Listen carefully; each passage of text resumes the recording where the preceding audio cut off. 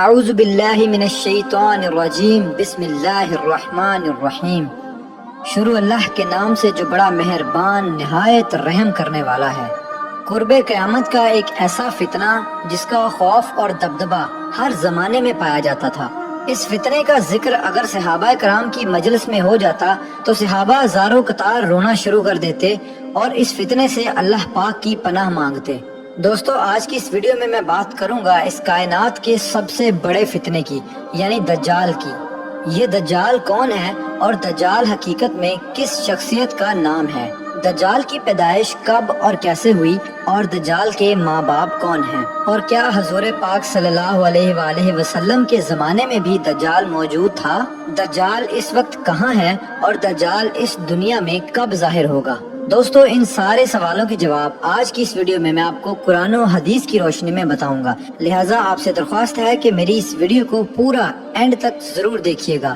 دوستو، نبی پاک صلی اللہ علیہ وآلہ وسلم نے ارشاد فرمایا کہ قیامت اس وقت تک قائم نہیں ہوگی جب تک کہ دجال اس دنیا میں ظاہر نہ ہو جائے۔ دجال کی ظاہری نشانیاں اور شکل و صورت کے بارے میں نبی پاک صلی اللہ علیہ وآلہ وسلم نے ارشاد فرمایا کہ دجال چھوٹے قد کا ہوگا اور وہ بدصورت ہوگا، اور وہ ایک آنکھ سے اندھا ہوگا اور اس کے دونوں پاؤں ٹیڑھے ہوں گے، اور اس کے جسم میں بہت زیادہ بال ہوں گے، اس کے سر کے بال گھنگریالے ہوں گے اور اس کا رنگ سرخ یا گندمی ہوگا، اور اس کی ناک طوطے کی چونچ جیسی ہوگی۔ اور دجال کی سب سے واضح نشانی یہ ہوگی کہ اس کے ماتھے پر کاف فا را لکھا ہوگا، جس کو ہر مسلمان پڑھ لے گا، چاہے وہ پڑھا لکھا ہو یا پھر ان پڑھ ہو، لیکن کافر اور فاسق لوگ اس کو نہ پڑھ سکیں گے۔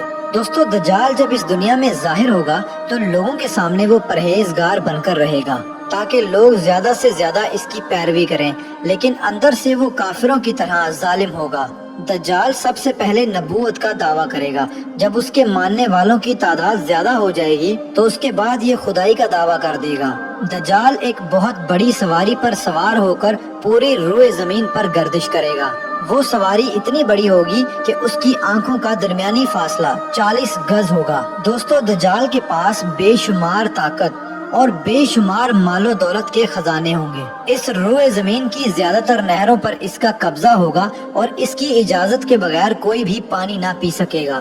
یہ لوگوں کو گمراہ کرنے کے لیے طرح طرح کی شودہ بازیاں دکھائے گا۔ یہ آسمان کو حکم دے گا تو وہ بارش برسائے گا، یہ زمین کو حکم دے گا تو وہ سبزہ اگائے گی۔ اس وقت دجال اپنے آپ کو خدا کہے گا۔ جو لوگ اس کے پیروکار بن جائیں گے ان کو یہ مالا مال کر دے گا اور وہ لوگ عیش و عشرت کی زندگی گزاریں گے، اور جو لوگ دجال کو خدا ماننے سے انکار کر دیں گے تو یہ ان کو قتل کر دے گا۔ دوستو، دجال بجلی سے بھی زیادہ تیز رفتار سے اس زمین کے اندر گردش کرے گا اور وہ دنیا کے ہر کونے میں جائے گا۔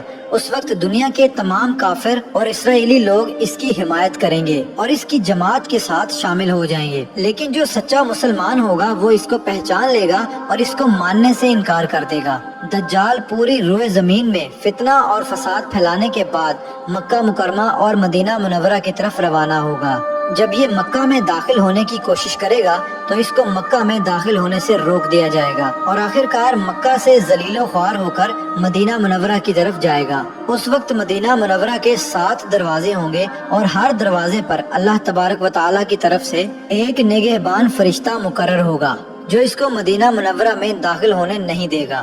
اس وقت دجال مکہ اور مدینہ کے باہر کھڑے ہو کر ایک خوفناک چیخ مارے گا۔ اس وقت مکہ اور مدینہ کے اندر جو بھی لوگ منافقین ہوں گے وہ اس کی آواز سن کر باہر نکل آئیں گے اور دجال کے گروہ میں شامل ہو جائیں گے۔ دوستو، دجال 40 دن تک دنیا میں رہے گا اور آخرکار امام مہدی علیہ السلام اور حضرت عیسیٰ علیہ السلام کے ساتھ اس کا مقابلہ ہوگا۔ اس وقت دجال کا لشکر دنیاوی اعتبار سے مسلمانوں سے زیادہ مضبوط اور زیادہ طاقتور ہوگا۔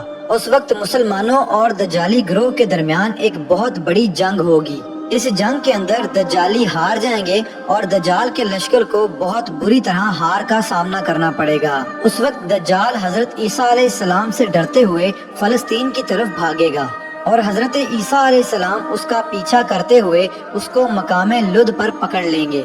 اور اللہ تبارک و تعالیٰ کے حکم سے دجال کو قتل کر دیں گے۔ دوستو اب بات کرتے ہیں کہ دجال کون ہے اور اس کے ماں باپ کون ہیں۔ دجال کی پیدائش کے متعلق مختلف روایات ملتی ہیں، جیسا کہ نبی پاک صلی اللہ علیہ وآلہ وسلم کے دور کی بات ہے کہ جب مسلمان مکہ سے مدینہ کی طرف ہجرت کر رہے تھے کہ انہی دنوں میں مدینہ کے اندر ایک یہودی عورت نے ایک بچے کو جنم دیا جو کہ پیدائشی کانا تھا۔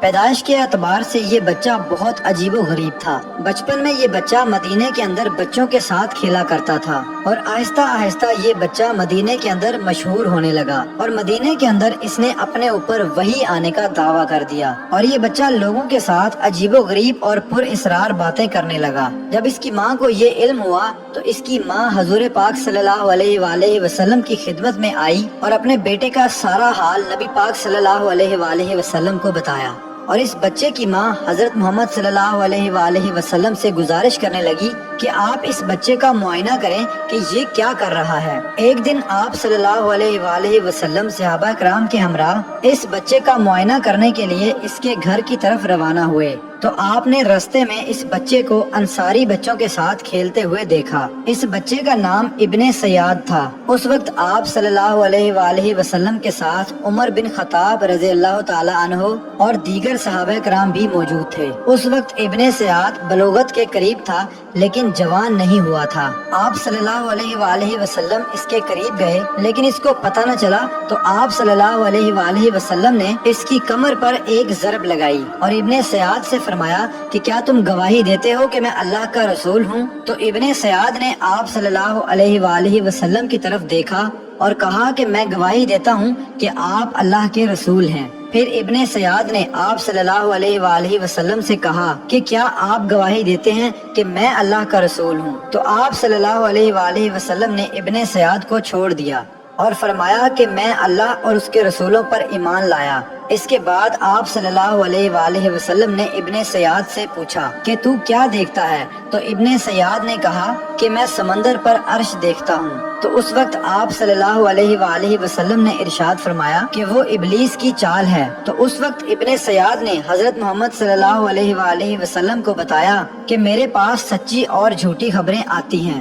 یہ بات سن کر آپ صلی اللہ علیہ وآلہ وسلم نے فرمایا پھر تو تیرا معاملہ الٹ ہو گیا۔ اس کے بعد آپ صلی اللہ علیہ وآلہ وسلم نے ابن سیاد سے فرمایا کہ میں نے تیرے لیے ایک چھپانے والی چیز چھپائی ہے۔ دراصل اس وقت آپ صلی اللہ علیہ وآلہ وسلم نے اپنے دل کے اندر لفظ دخان سوچا تھا۔ تو ابن سیاد آپ صلی اللہ علیہ وآلہ وسلم سے کہنے لگا کہ آپ نے دل کے اندر جو چیز چھپائی ہے وہ الدخ ہے۔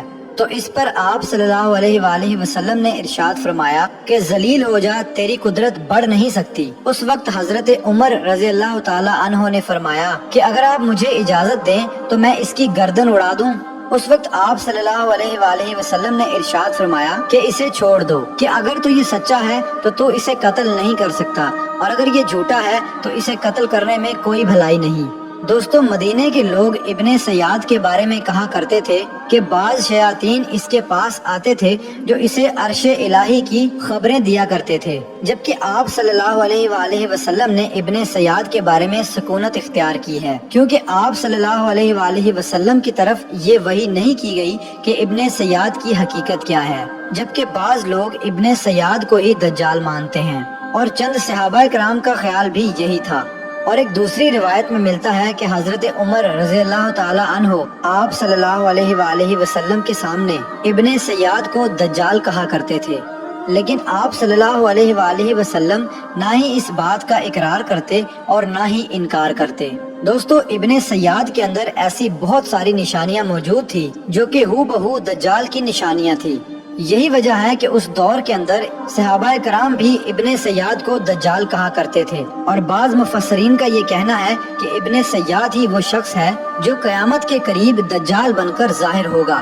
حضرت ابو سعید خدری رضی اللہ تعالی عنہ بیان کرتے ہیں کہ ابن سیاد مجھ سے کہنے لگا کہ میں دجال کے ماں باپ کو بھی جانتا ہوں، اور دجال کو بھی جانتا ہوں۔ تو اس وقت حضرت ابو سعید خدری رضی اللہ تعالیٰ عنہ نے ابن سیاد سے کہا کہ کیا تو اس بات کو پسند کرتا ہے کہ تو ہی دجال ہو؟ تو اس وقت ابن سیاد نے کہا کہ اگر مجھے دجال بنایا گیا تو میں اس بات کو ناپسند نہیں کروں گا کہ میں دجال بنوں، یعنی کہ میں دجال بننا پسند کروں گا۔ دوستو، بعض مفسرین کا کہنا ہے کہ ابن سیاد دجال نہیں ہے، کیونکہ یہ بعد میں آپ صلی اللہ علیہ وآلہ وسلم پر ایمان لے آیا تھا، بلکہ دجال حضرت سلیمان علیہ السلام کے دور میں جنات اور انسانوں کے ملاپ سے پیدا ہوا تھا اور اس کے ماں باپ کو قتل کر دیا گیا تھا، اور دجال کو ایک جزیرے کے اندر قید کر دیا گیا، اور انسانوں اور جنات کے ملاپ سے پیدا ہونے والا بچہ یعنی کہ دجال آج بھی اسی جزیرے پر قید ہے، اور اس کے ساتھ ساتھ شیطان اس کو ہر بات کی وہیں پر خبر دیتے ہیں۔ دجال کی پیدائش کے بارے میں حضرت امام زرکاری رحمت اللہ علیہ بیان کرتے ہیں کہ دجال وہ فتنہ ہے جس کو اللہ تبارک و تعالیٰ نے اس وقت پیدا فرمایا جس وقت حضرت آدم علیہ السلام کو جنت سے نکالا گیا تھا اور دجال کو بنا ماں باپ کے پیدا کیا گیا۔ دوستو، حقیقت تو یہ ہے کہ دجال قیامت کے قریب ظاہر ہوگا، اور اس کی جو نشانیاں ہوں گی وہ آپ صلی اللہ علیہ وآلہ وسلم کی احادیث میں واضح طور پر مل جاتی ہیں۔ لیکن یہ دجال کہاں ہے، اور یہ کہاں سے آیا، اور یہ کیسے پیدا ہوا، اور اس کے ماں باپ حقیقی طور پر کون ہیں، اس کے بارے میں کسی کو کوئی علم نہیں ہے۔ اس کا علم صرف اللہ تبارک و تعالیٰ کی ذات کے پاس ہے۔ اللہ پاک ہی بہتر جانتا ہے کہ دجال حقیقت میں کون ہے اور وہ کیسے پیدا ہوا۔ اللہ تبارک و تعالیٰ سے دعا ہے کہ اللہ پاک اپنے پیارے حبیب حضرت محمد صلی اللہ علیہ وآلہ وسلم کے صدقے ہم سب کو دجال کے فتنے سے بچائے اور ایمان کی سلامتی کے ساتھ ہمیں زندگی گزارنا اور مرنا نصیب فرمائے۔